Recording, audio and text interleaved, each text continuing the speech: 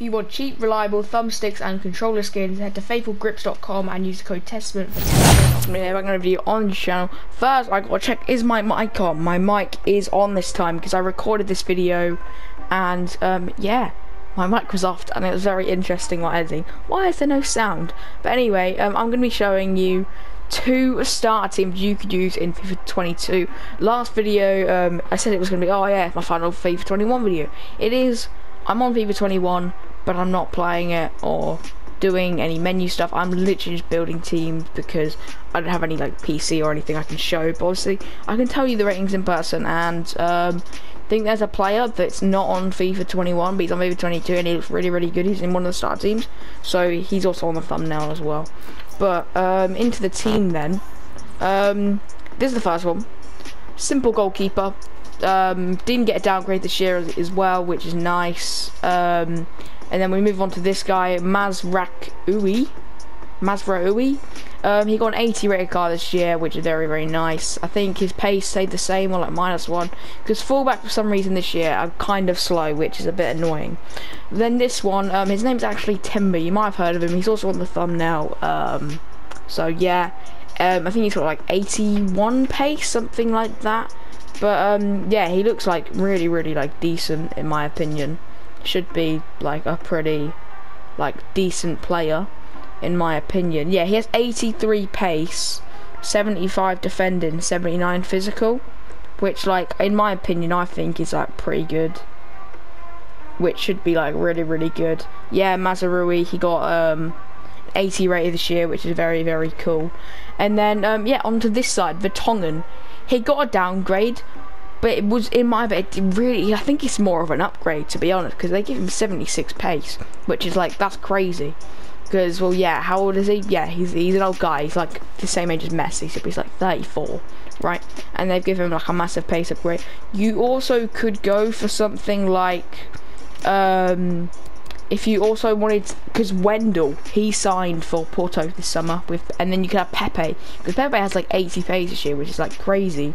And then you could have, you could literally have, what's his name, Matheus Cunha here as well, because if you wanted 4 attackers as well, because obviously we've got Pizzi here, who's not bad. So then you could have his name, he's the Porto goalkeeper.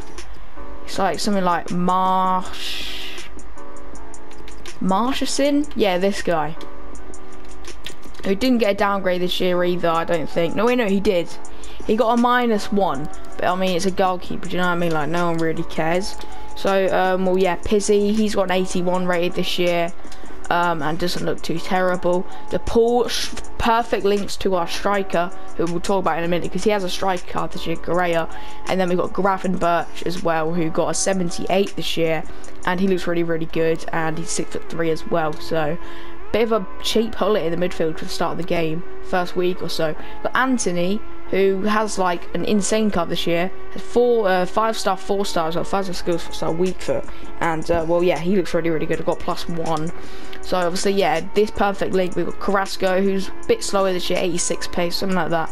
And then we've got Correa as well, who looks really, really nice. Literally like 85, like finishing and like shooting and like everything like that. 83 rated striker. So that looks really, really good. A cheaper option, because I do think this might be a bit expensive, especially the Correa, DePaul, and Carrasco, because they're all like 82s. Well, we've got Carrasco in 84, Correa in 83, and DePaul in 82, who all looks really, really good, and I think that might be a little bit expensive.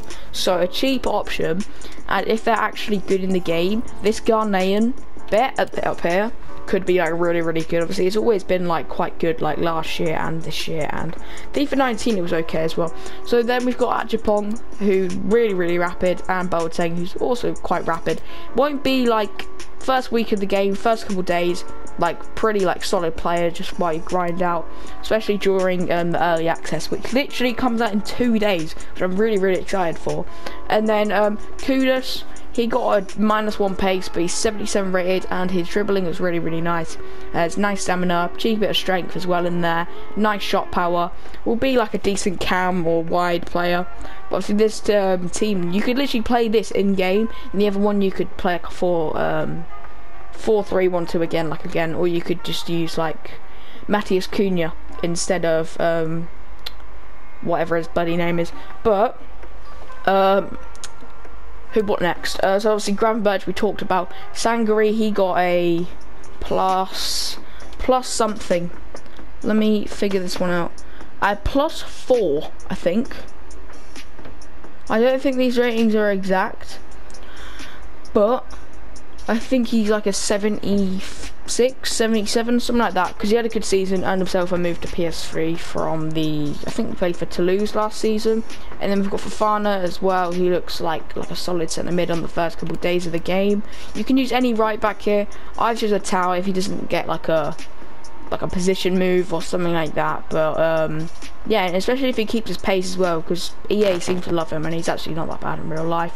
We've got this guy next who I think is getting an upgrade, and even if he doesn't, he'll get a pace upgrade and he could be really good, because he's got 78 pace already, which means he could be like absolutely rapid, which would be like pretty crazy.